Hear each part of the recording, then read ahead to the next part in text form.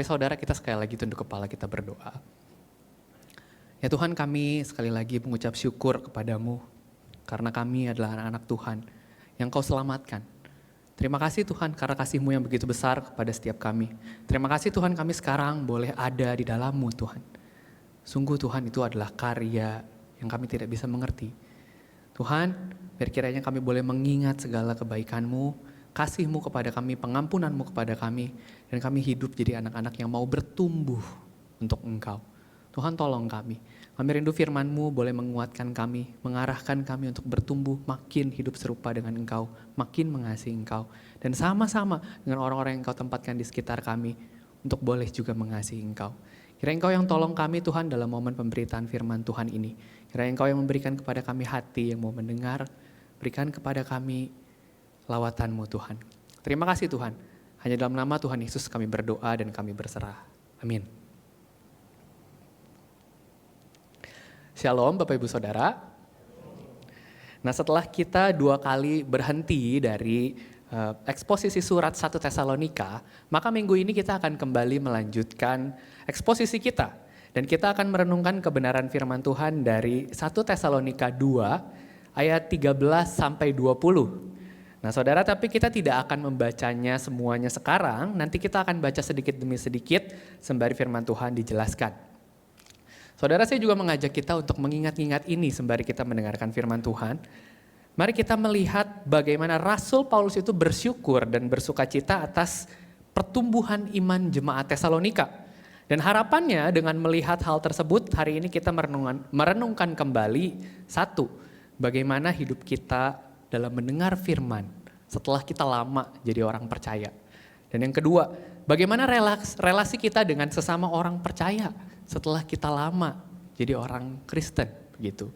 Saudara, jadi disclaimer bagi kita hari ini, kita akan merenungkan firman Tuhan yang nuansanya adalah untuk anak-anak orang percaya, untuk orang-orang yang sudah bertumbuh dalam Tuhan. Nah saudara, mari kita renungkan, dan kalau ada saudara yang merasa masih ragu, masih menggumuli iman, saudara lihatlah ini adalah rancangan komunitas Allah. Dan saudara, kiranya ini bisa menguatkan saudara juga melihat bagaimana Kristus ingin anak-anaknya hidup bersama dan tumbuh bersama. Mari kita mulai. Saudara, mari kita baca sama-sama 1 Tesalonika 2 ayat 13 sampai 14. Kita baca sama-sama ya, 1, 2, 3. Karena itulah kami tidak putus-putusnya mengucap syukur juga kepada Allah, sebab kamu telah menerima firman Allah yang kami beritakan itu bukan sebagai perkataan manusia, tetapi dan memang sungguh-sungguh demikian sebagai firman Allah yang bekerja juga di dalam kamu yang percaya. Sebab kamu, saudara-saudara, telah mengikuti teladan jemaat-jemaat Allah di Yudea, jemaat-jemaat di dalam Kristus Yesus, karena kamu juga telah menderita dari teman-teman sebangsamu, sama seperti yang mereka derita dari orang-orang Yahudi. Saudara, ayat 13 sampai ayat 14 tadi menunjukkan bagaimana respon jemaat Tesalonika setelah mereka menerima firman, setelah mereka jadi orang percaya. Dan utamanya, jemaat Tesalonika adalah jemaat yang menerima firman sebagai firman Allah. Dan juga mereka sampai rela menderita bagi Injil. Dan untuk itu saudara, Paulus itu menyatakan dia tidak putus-putusnya mengucap syukur kepada Allah untuk jemaat Tesalonika. Saudara, dalam merenungkan bagian ini, Ligon Duncan kemudian berkata begini, ketika dia merenungkan Paulus bersyukur atas jemaat Tesalonika. Rasanya kita lebih mudah bersyukur untuk hal-hal yang material. Kita lebih sering bersyukur untuk makanan yang cukup, yang enak, yang kita bisa nikmati. Kita bersyukur untuk pakaian yang baik yang kita bisa kenakan, pekerjaan yang baik yang bisa kita jalani, ataupun barang-barang baik yang bisa kita dapatkan dan kita gunakan. Tapi rasanya kita jarang sekali kita bersyukur atas pribadi lain. Dan kalau itu orang lain, mungkin itu pun tetap orang terdekat kita. Suami istri kita, pasangan kita, anak kita. Rasanya tidak jauh-jauh dari perihal hidup saya. Gitu. Tapi saudara, di sini kita melihat bahwa di dalam kesulitan pelayanannya sekalipun, Paulus justru bersyukur atas jemaat Tesalonika. Nah saudara, pertanyaannya adalah mengapa Paulus itu bersyukur sedemikian rupa atas jemaat Tesalonika? Dan tadi dikatakan bahwa jemaat Tesalonika menerima firman Allah yang diberitakan itu sebagai firman Allah. Jadi maksudnya begini saudara, ketika jemaat Tesalonika mendengar Paulus berkhotbah, yang mereka dengar itu adalah firman Allah. Memang Paulus berkhotbah, Paulus adalah manusia, tetapi mereka sadar dan tahu betul di balik Paulus itu ada firman Allah yang berbicara kepada jemaat Tesalonika. Nah saudara, pertanyaannya bagi kita adalah, setelah kita Kristen dan jadi orang percaya sedemikian lama, masihkah kita menerima firman Allah sebagai firman Allah? Atau ketika kita membaca firman dalam perenungan pribadi kita, atau ketika kita mendengarkan khotbah dan pengajaran dari firman Tuhan, apakah hati kita tunduk kepada firman Allah yang mau berkata-kata kepada kita? Atau saudara, ketika kita membaca dan mendengar firman, kita mulai menyikapi firman itu seperti pengajaran moral semata. Sampai-sampai ada yang mengatakan bahwa Bible itu sesuai dengan kepanjangannya ya. Jadi Bible di bahasa Inggris, B-I-B-L-E, kepanjangannya adalah Basic Instruction Before Leaving Earth. Saudara, ya rasanya betul gitu ya. Ya tentu kita mengikuti apa yang firman Tuhan katakan, sampai nanti satu harinya kita kembali kepada Bapa di surga. Tapi Bapak Ibu Saudara, kalau itu hanya tentang instruction, kok rasanya kita melihat firman Allah itu sebagai perkataan manusia saja. Kita melihat firman Allah itu sebagai ajaran kebijaksanaan hidup saja dan bukan perkataan Allah yang adalah pemilik hidup setiap kita. Nah saudara, atau juga ketika kita mendengar khotbah kita mulai lebih berfokus pada seberapa pintar pengkhotbahnya, seberapa menyentuh kisah yang diceritakan, dan seberapa banyak insight yang dapat dipetik. Saudara, saya tidak berkata bahwa saudara harus tunduk sama saya begitu ya, harus manut-manut selalu. Saudara, yang saya mau tekankan adalah, saudara masihkah engkau dan saya mendengar firman Allah itu berbicara kepada kedalaman hati setiap kita? Nah saudara, umumnya jika kita tidak menerima firman sebagai firman Allah, maka ketika kita berhadapan dengan perkataan Tuhan yang lebih keras daripada biasanya, kita akan cenderung mencari cara memahami yang lain. Dan cara itu adalah cara yang lebih menyenangkan buat kita.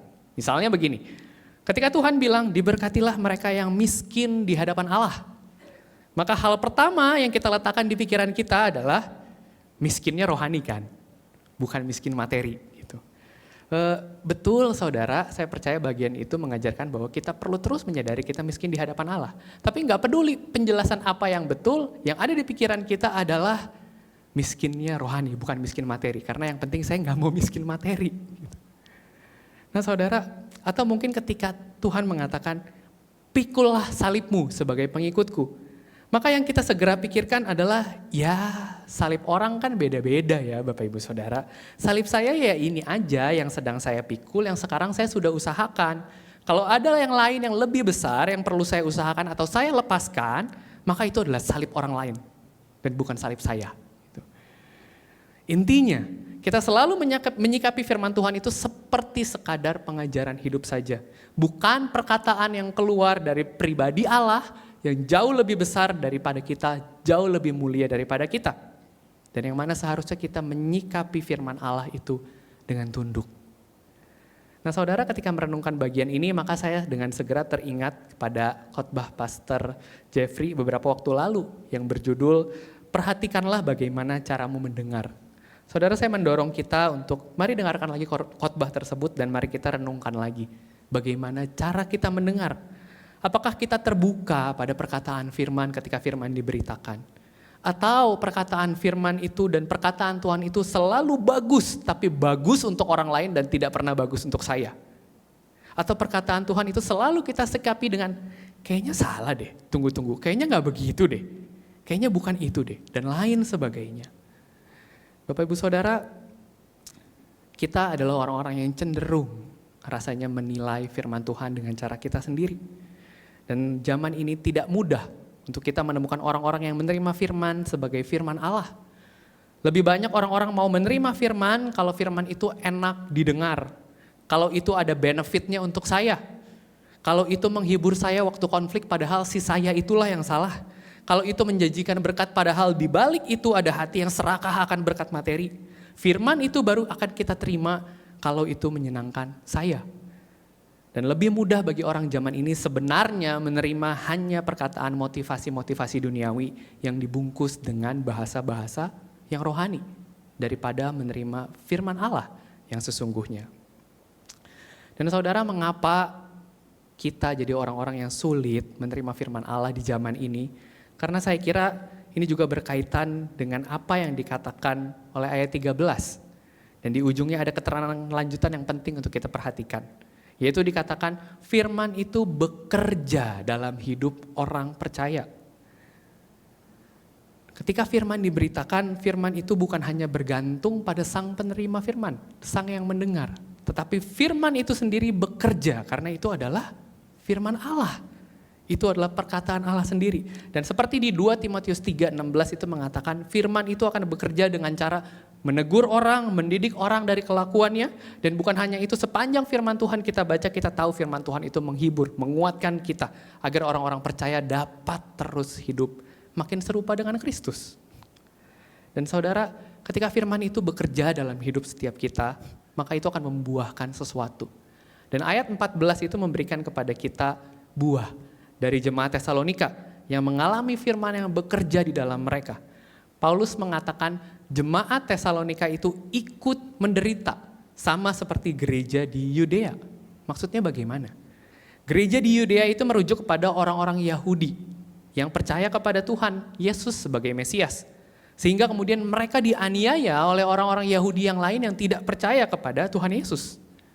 Dan sedangkan Tesalonika sendiri mengalami penganiayaan bagaimana? Kita dapat mengetahuinya dari Kisah Para Rasul 17 ayat 5, bahwa diceritakan ada keributan besar yang melibatkan orang-orang Yahudi yang tidak percaya tadi, dan kemudian mengajak orang-orang kota Tesalonika, preman-preman di pasar, untuk juga melakukan kekerasan dan penganiayaan kepada orang-orang percaya di Tesalonika.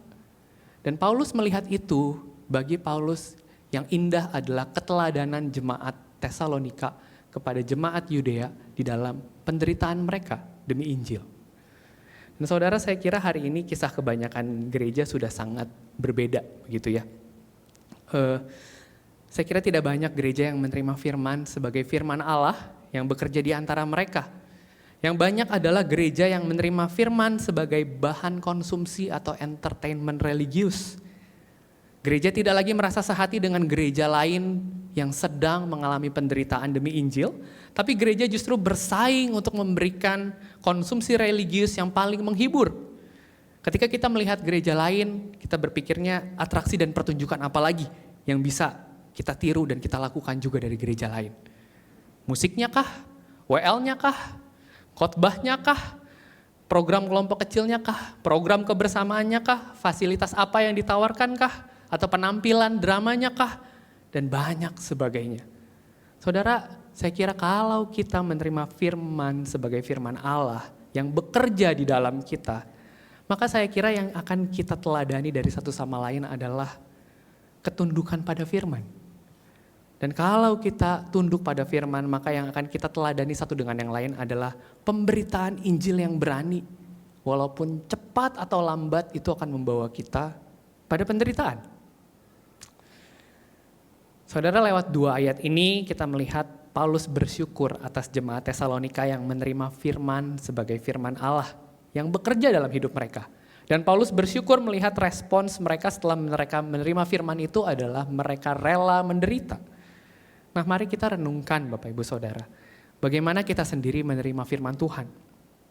Masihkah kita menerima firman sebagai firman Allah atau sudah tidak lagi? Adakah firman itu bekerja dalam hidup kita, Bapak Ibu Saudara? Atau hidup kita sudah jadi dingin? Boro-boro menderita demi Injil. Kalau bahasa khotbah minggu lalu dikatakan bahkan kerohanian kita sedang tertidur. Dan saudara, adakah orang-orang yang atasnya kita bersyukur karena kita melihat firman itu mereka terima dan firman itu bekerja di antara mereka? Saudara, tapi masalahnya kalau kita saja tidak peduli dengan firman, bagaimana kita bisa rindu melihat orang lain rindu kepada firman? Kalau firman saja sudah tidak lagi bekerja dalam hidup kita, bagaimana kita bisa rindu firman Allah itu bekerja di dalam hidup orang lain?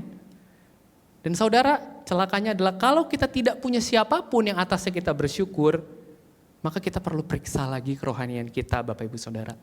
Jangan-jangan semua hal yang kita jalani di dalam iman kita itu sudah jadi hanya tentang saya. Tidak ada lagi ruang untuk kita ikut punya keprihatinan, punya concern, punya kerinduan untuk orang lain juga makin mencintai Tuhan. Mari kita periksa hati kita, Bapak Ibu Saudara. Mari kita lanjutkan. Mari sama-sama kita baca ayat 15 sampai 16. 1, 2, 3. Bahkan orang-orang Yahudi itu telah membunuh Tuhan Yesus dan para nabi dan telah menganiaya kami. Apa yang berkenan kepada Allah tidak mereka pedulikan dan semua manusia mereka musuhi. Karena mereka mau menghalang-halangi kami memberitakan firman kepada bangsa-bangsa lain untuk keselamatan mereka. Demikianlah mereka terus-menerus menambah dosa mereka sampai genap jumlahnya dan sekarang murka telah menimpa mereka sepenuh-penuhnya. Saudara, kalau 2 ayat sebelumnya bicara soal syukurnya Paulus atas jemaat Tesalonika, maka 2 ayat yang ini itu menjelaskan bagaimana respons yang berlawanan dengan respon jemaat Tesalonika. Ada orang-orang Yahudi yang pernah mendengar Injil, namun mereka menolaknya. Dan bukan hanya menolak, bahkan tercatat mereka sampai menganiaya orang percaya.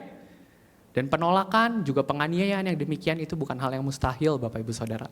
Kenapa? Karena Paulus sendiri mengatakan kepada kita, Injil itu bagi orang Yahudi adalah sebuah batu sandungan. Dan Paulus pun dulu pernah berbagian di dalam penganiayaan atas jemaat orang percaya. Dan Injil itu, kata Paulus juga, bagi orang non-Yahudi yang tidak percaya itu adalah sebuah kebodohan.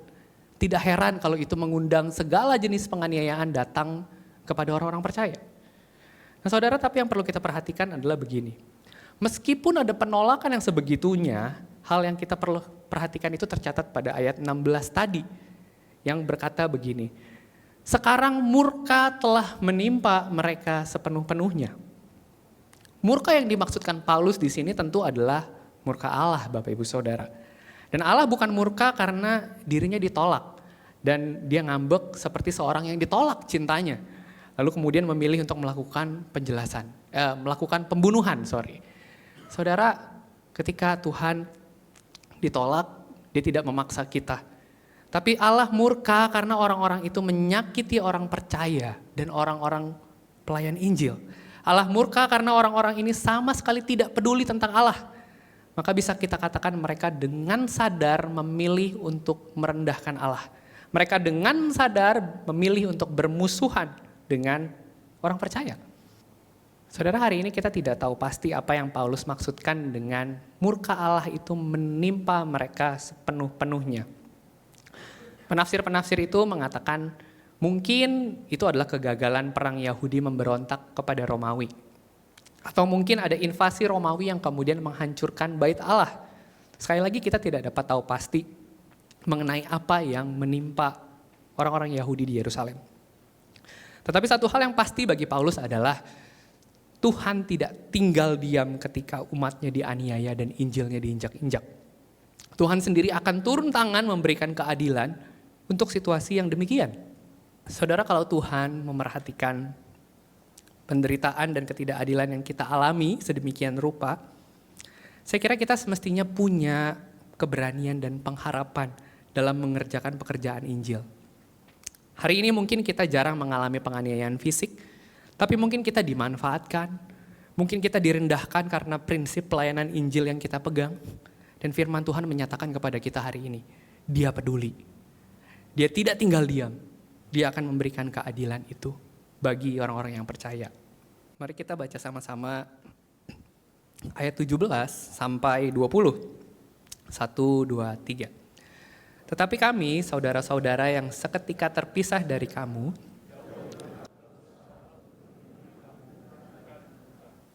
sebab kami telah berniat untuk datang kepada kamu, aku Paulus malahan lebih dari sekali, tetapi iblis telah mencegah kami.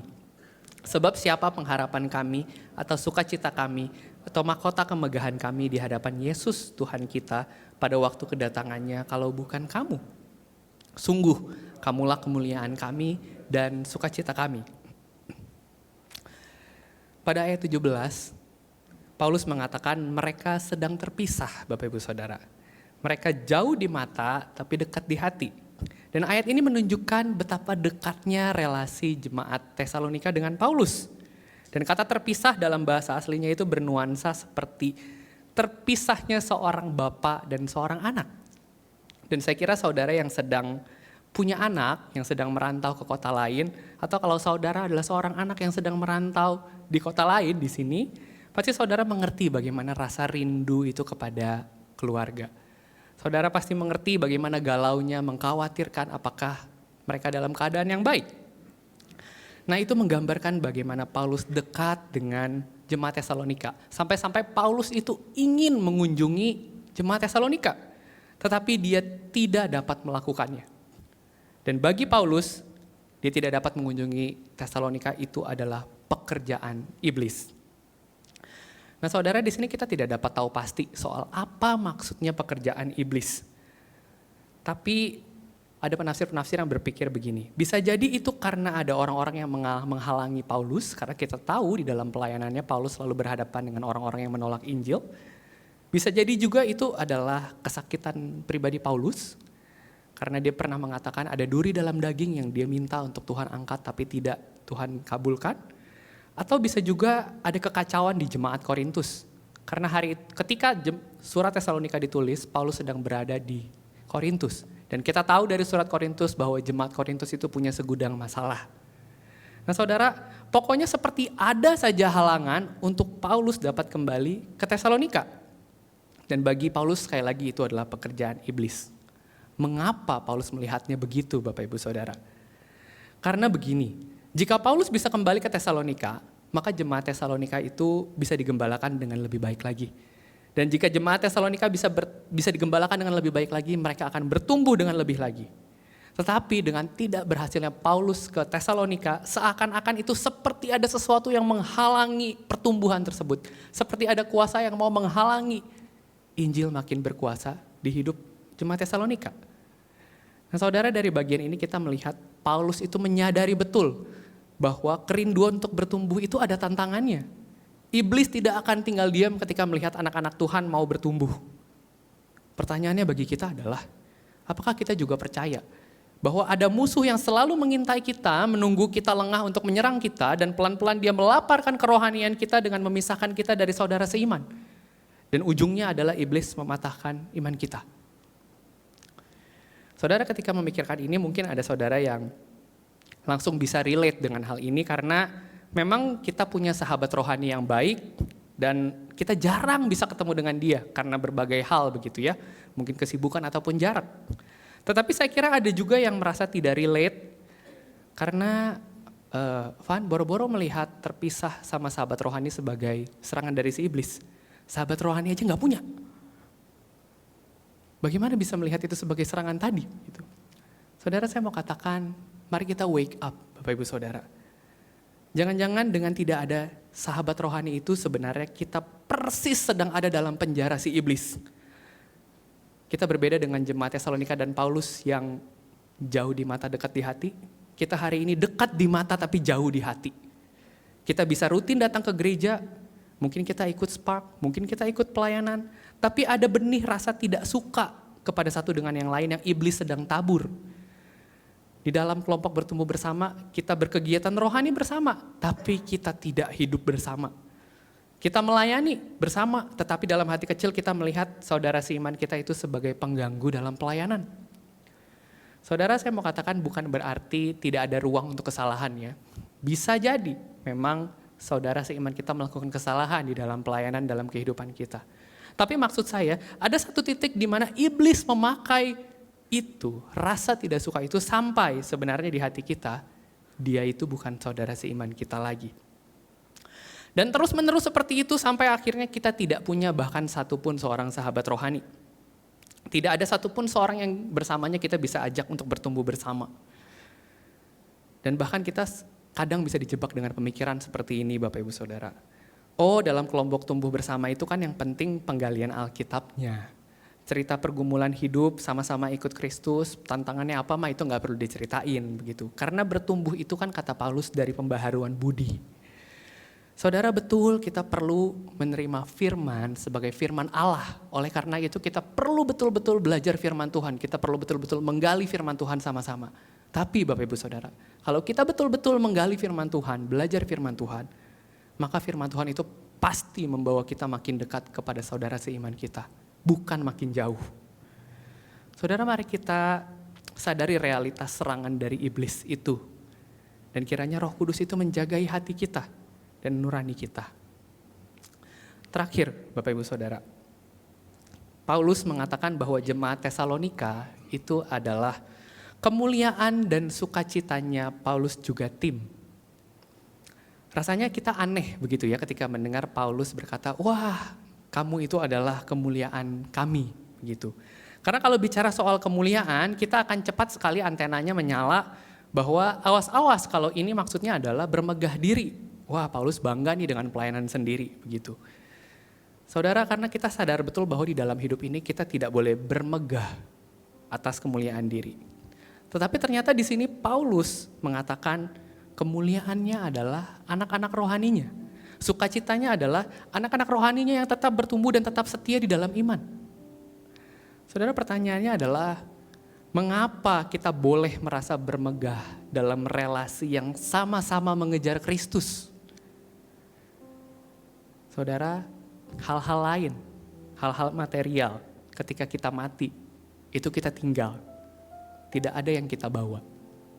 Tetapi berbeda dengan relasi yang sama-sama mengejar Kristus. Suatu hari nanti Kristus akan datang menghakimi dunia dan dia bertanya kepada setiap kita, apa kerjamu anak-anakku? Dan di momen itu, momen penghakiman itu kita juga akan berjumpa dengan saudara seiman kita, yang bersama dia kita melawan dosa bersama, kita mengerjakan pelayanan Injil bersama, kita membangun kerohanian orang-orang di sekitar kita bersama-sama. Di dalam kesukaran kita sama-sama menguatkan satu dengan yang lain agar tidak mundur dari iman.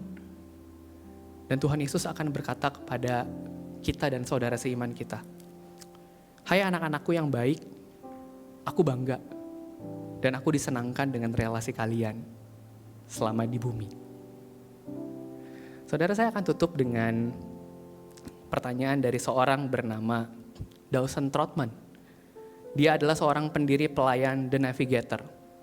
Dan semasa hidupnya dia selalu menggemakan sebuah pertanyaan, who is your man? Karena baginya paling penting sebagai murid Kristus adalah untuk terus hidup memuridkan. Terus berbagi hidup dan berbagi kecintaan kepada Kristus bersama dengan murid yang lain. Saudara, izinkan saya bertanya kepada setiap kita, who is your man? Adakah sahabat rohani atau anak-anak rohani yang kalau mereka berhasil berjumpa dengan Tuhan, maka kita akan berteriak seperti seorang bapak yang menonton anaknya mencetak skor dalam pertandingan. He is my son, she is my daughter. He or she is my brother and sister in Christ. Saudara, adakah orang-orang yang dalam hidupnya kita investasikan waktu, tenaga, dan kasih kita agar dia bertumbuh, agar dia dimuridkan? Saudara, pada kesempatan yang lalu saya sempat bercerita bagaimana saya terinspirasi oleh pelayanan pembina saya yang menerima saya dalam keadaan lemah saya. Dan saya berjanji saya mau melayani seperti dia, melayani Kristus. Dan saya melihat kasih Kristus lewat pelayanan dia. Dan saudara, sebenarnya kalau ada kesempatan, saya ingin tanya sama dia, Ko, are you proud of me? Dan saya kira kalau dia menjawab, ya Van, saya bangga sama kamu. Hari ini kamu bertumbuh, kamu makin mengasihi Kristus. Saya kira itu akan jadi satu jawaban yang menghangatkan hati. Kenapa?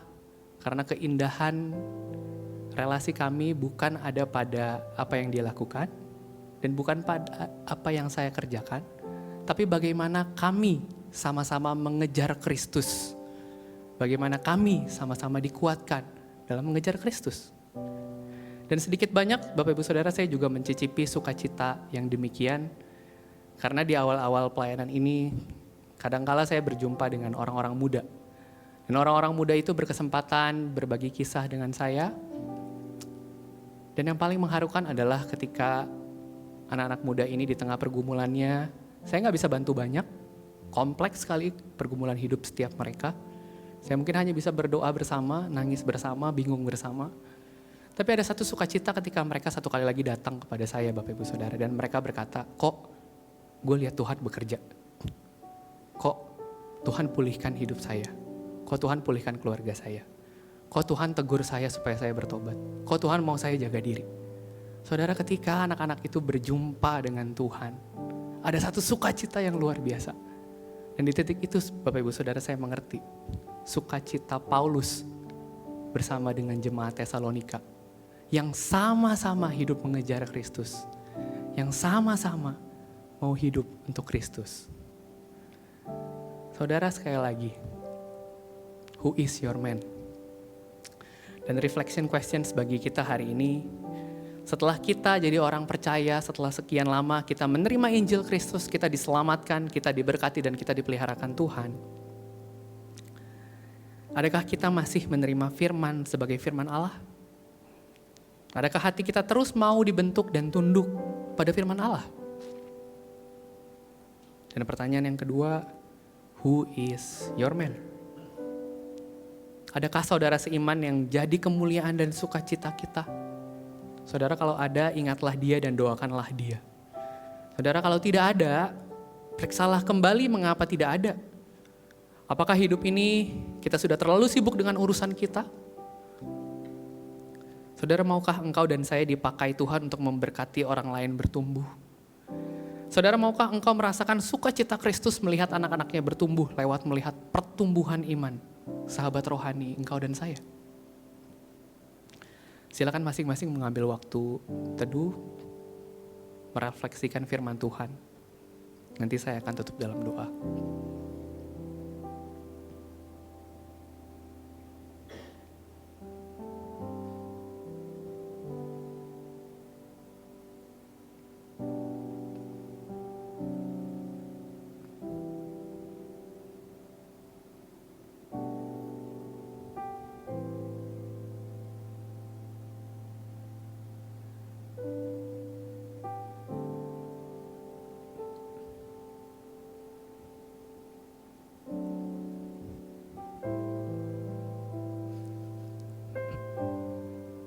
Ya Tuhan, ini kami anak-anak-Mu Tuhan.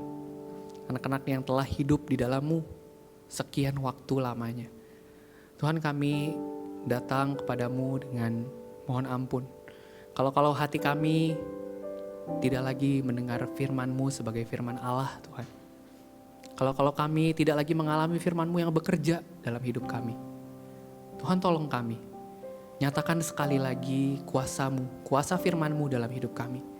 Biar kami boleh mengalaminya, kami terkagum lagi Tuhan. Kami boleh mengasihi Engkau lagi Tuhan.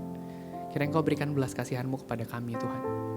Karena kami sadar Tuhan, ketika kami mau bertumbuh, ada iblis yang berusaha mencegah kami. Yang mau menjatuhkan kami. Tuhan, kami mohon perlindungan-Mu. Kami mohon Engkau menjagai hati dan hidup setiap kami Tuhan. Dan Tuhan, kami juga berdoa memohon, pakai kami Tuhan. Jadi anak-anak yang saling memberkati satu dengan yang lain. Yang saling menumbuhkan iman satu dengan yang lain. Tuhan, berikanlah kepada kami sahabat-sahabat rohani yang dengannya kami boleh berjalan bersama. Dibentuk bersama semakin serupa dengan Engkau, di dalam Engkau. Tuhan, tolong kami. Kami rindu Engkau pakai jadi anak-anak-Mu Tuhan. Terima kasih Tuhan. Dalam nama Tuhan Yesus kami berdoa dan kami berserah. Amin.